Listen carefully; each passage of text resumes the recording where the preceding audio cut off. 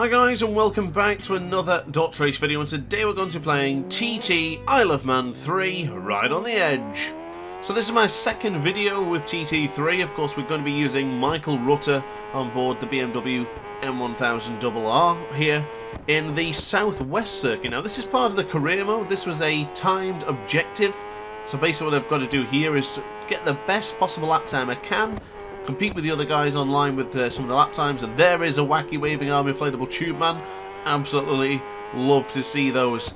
But this is a track that I haven't done yet, so I'm curious to see how we're going to get on. Look at us getting airborne to start this one off. Beautiful going over the rise there, and I've just noticed this very tight apex here, so I'm going to have to take it very steady and hopefully we get this right.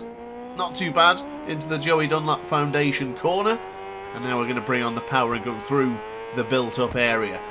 Now, of course, if you didn't see my first impressions video yesterday with TT3, then I will tell you now, it's really, really good, and I'm enjoying this game a lot. Much better than the previous TT installments, and ultimately, the bikes feel pretty good. I've just been struggling a little bit with the DualSense controller here in this game, but before starting this video, I tweaked the in-game settings and found that I could make it a little bit more to my liking by reducing the sensitivity and also trying to fight through the problems of the trigger issue I have on the DualSense controller on PC. I can say that I have managed to cope with it, and I think this video is a good representation of how much I've improved already with this controller. But the biggest point for me is I just don't know the track very well, so I'm still learning a lot and still pushing, of course. But I do feel great with the M1000. It feels so good and it sounds terrific. I think that's one thing I didn't really give too much praise for in yesterday's first impressions, was the sound of these bikes. I think I'm taking that for granted now because Rims Racing also had very good sound. But honestly, I love the way the bikes feel and I like the sound of this game. It is very good so far. But the only... oh, another airborne moment with Michael Rutter there. That's beautiful. Getting airborne like that is just fantastic, and the game takes it so well. Takes it in its stride. It actually encourages large jumps like that. I know in the other bike games, if I went airborne like that, you'd either get a weird endo moment or maybe you'd just crash instantly, so that was a rather satisfying moment. Now regarding the electronics, I'm still trying to figure out what suits me best. I've left all the electronics on as they are right now, just to see what it feels like, and I feel a lot better. I do feel that's the helping hand I needed just to get around some of the circuits that I don't know very well. I'm using a lot of the map in the bottom left hand corner of the screen. I'm relying on that heavily to try and understand where I need to be, how much acceleration I need to go, but of course it's not that clear. If I had the racing line on, I guess that would help, but I really hate having racing line, and I don't want to learn the racing line as in following the guide. I'd rather learn the track and then completely be without it and knowing exactly what I'm going to be doing. But looking ahead, we have a very tight apex coming up here now, so we're going to go nice and tight into the hairpin. Not quite a hairpin, it was a little bit more gentle than I thought there, but still a 90-degree corner nonetheless. But now some of the difficult section of changing into the tighter parts here through the trees and the bushes and the shrubbery. So now a little bit of a change direction. I do know this bit rather well. I've been practicing this bit. Part of even... I think, no, it was not in the first impressions video, but I did certainly give this one a try with my friend Thomas after we did some laps together. As we now go into the left-hand side. Oh, I probably should have braked a little bit earlier than that one.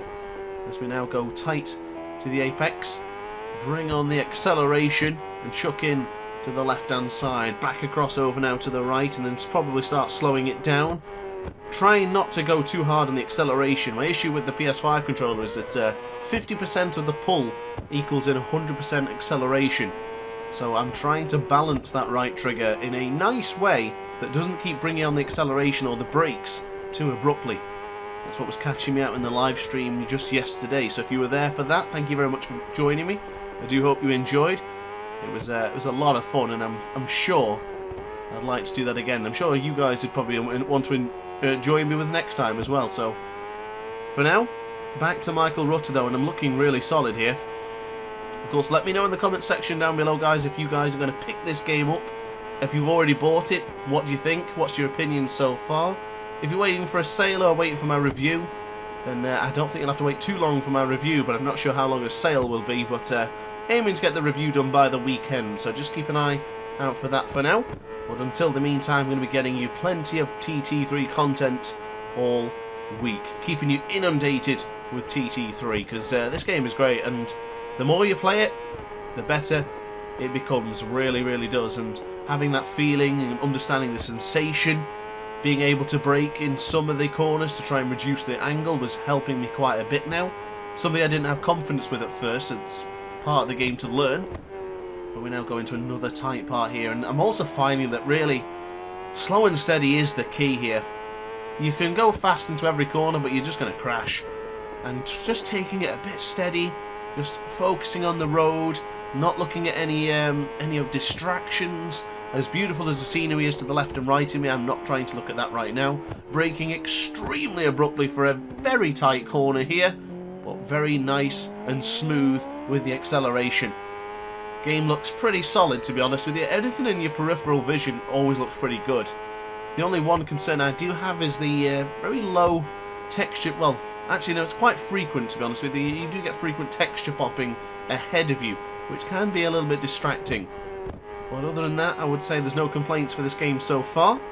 As we go into a beautiful section here. Look at how beautiful this is. Little change direction. Absolutely awesome. Past the Sartfell Nature Reserve. Oh, that's a bit hot. Ooh. Good job we had the bit of sand there just to slow us down. Otherwise, that could have gone horribly wrong. A little bit deep into the tight right-hander there, and now back to the left-hand side. That's a mistake. That's a mistake. Oh. Well, we held on. We held on. I didn't crash, but that was a scary moment.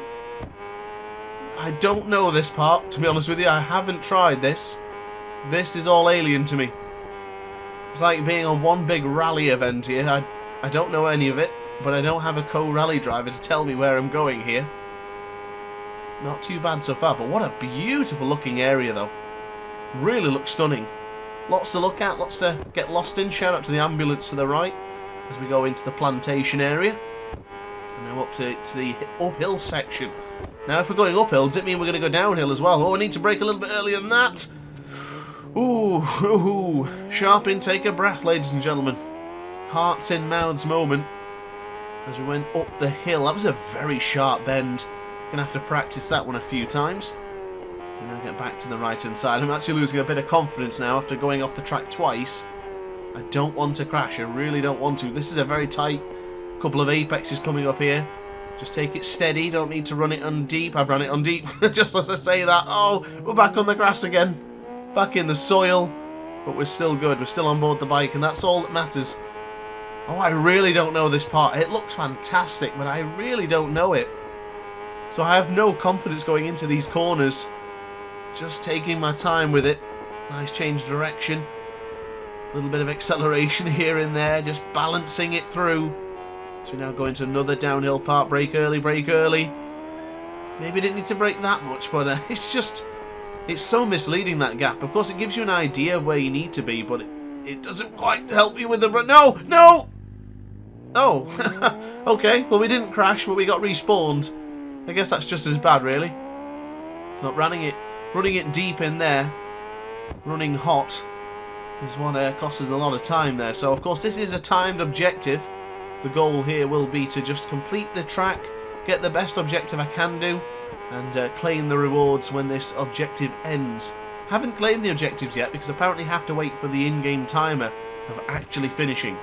I believe this is a time trial for everyone to compete in, and this will be reflected on the leaderboards. I didn't actually see where I was on the leaderboards. I guess I can check later and find out for you, but I imagine it's not going to be particularly high because, as I say, this is my first attempt at this track, and I will say I'm quite pleased that we're making it, 90% of this track through now, and yet we're yet to crash.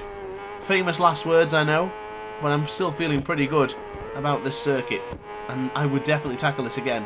Maybe try a different bike, but I really do like the BMW, so we'll see what happens. But we're beginning to get that confidence now. This is a long couple of straights now, so I've got that speed, I've got that momentum, don't really need no worries. Oh no, that's a little bit too wide, that one. But we've managed to save it nonetheless, and now back over to the right hand side. Just get a little bit more calmer now as we go through some part of a built-up area. But now I think we can get that confidence going again, start moving through. And of course, guys, if you want to see any more TT3 content and you have a specific bike and track combination, just let me know, as I've made the mistake. No! I bumped into the wall. I didn't realise that corner was so tight. Oh, it was a perfect run up until that moment. We were so close to the end. Oh well, mistakes have been made, but at least I know I can improve on this one next time around. But yes, as I was saying, guys, if you want to see a specific combination of track or bike, let me know in the comment section down below as well. Let me know of any other questions and anything else you want to know, and I'm more than happy to oblige. But now into the tight corner. Shout out to another wacky waving arm inflatable tube man. Don't forget to like and subscribe for him. And I guess that's going to be it. So we'll charge down the straight to do another lap, but maybe for another video. So there you are then, guys. Thank you very much for watching the video. Average speed was 113 miles per hour with a maximum speed of 186. Something to look forward to and look to aim to beat in the future. But guys, thanks for watching. It's been a pleasure to make this video for you. I do hope you enjoyed. If you did, let me know in the comments section down below. And don't forget to like, comment, and subscribe. Ciao for now. Oh hi! Didn't quite see you there. Good to see you're still here. If this video didn't quite set your appetite, then why not watch some more DrAce content by clicking the video shown on screen now. Furthermore, if you would like to follow me on social media, you can do so now with the links down in the description. Consider subscribing so you don't miss a single DrAce video.